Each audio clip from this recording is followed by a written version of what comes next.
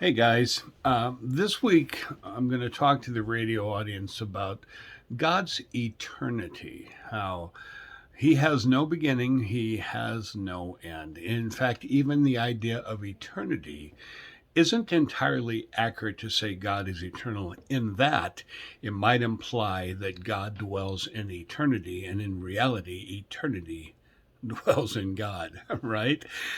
No beginning, no end, beyond our comprehension. So, my prayer for you as you listen in and as we go a little deeper later. Moses said in Psalm 90, teach us to number our days and be wise. Time is such a small part of the picture, and yet time is what we live in. And how easily all we think and process is about time.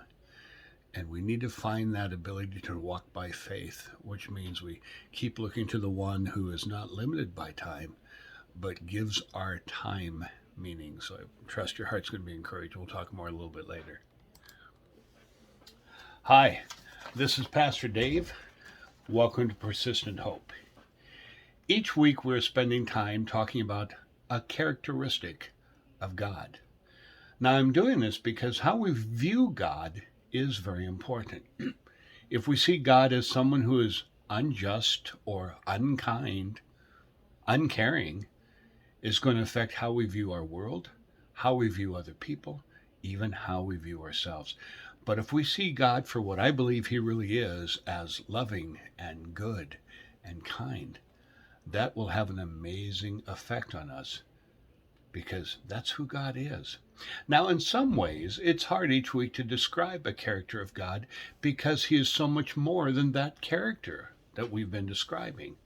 And boy, that is never more true than the characteristic we're going to look at today: God's eternity.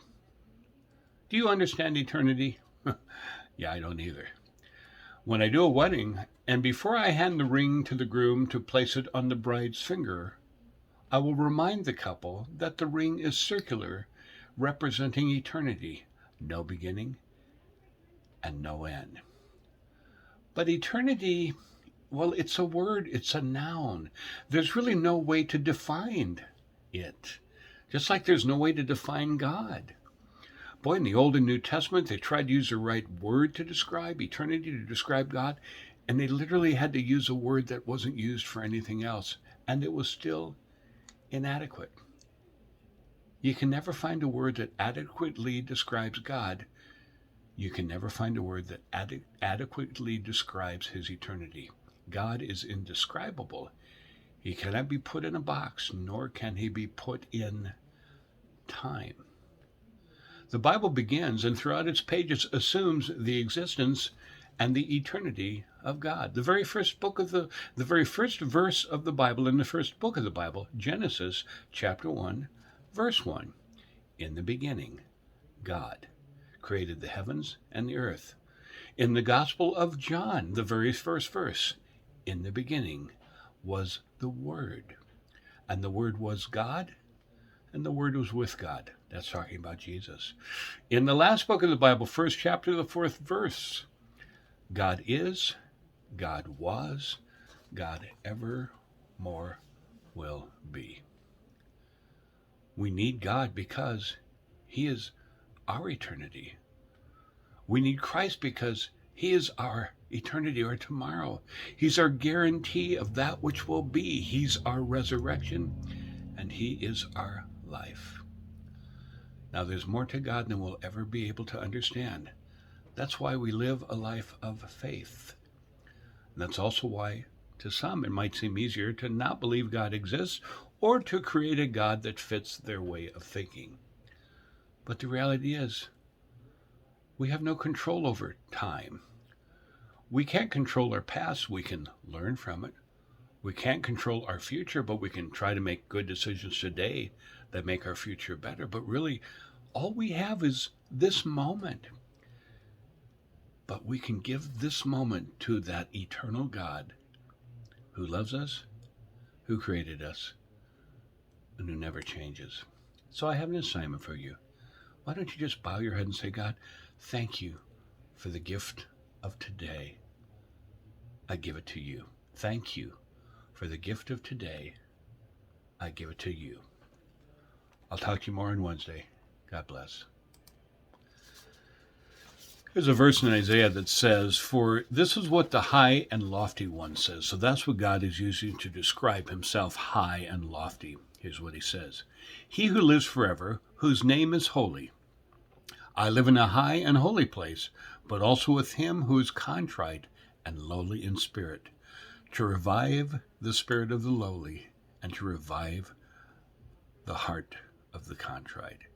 You see, the fact that God is eternal helps us understand we're not eternal. The one who is high and lofty is there to remind us we are not high and lofty.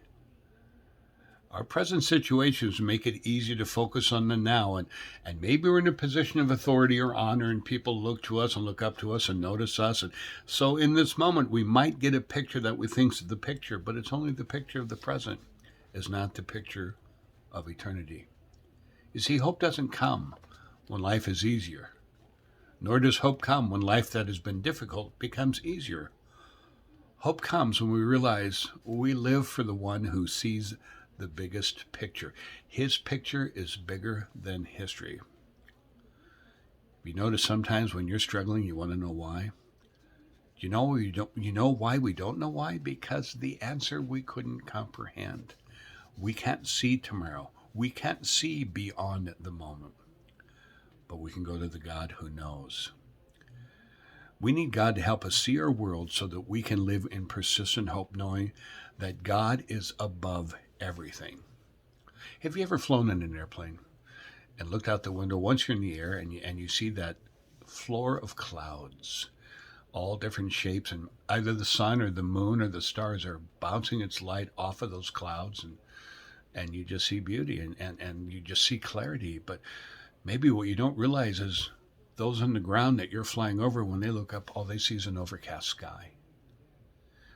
Difference is perspective. To keep our perspective, we have to understand that God is eternal.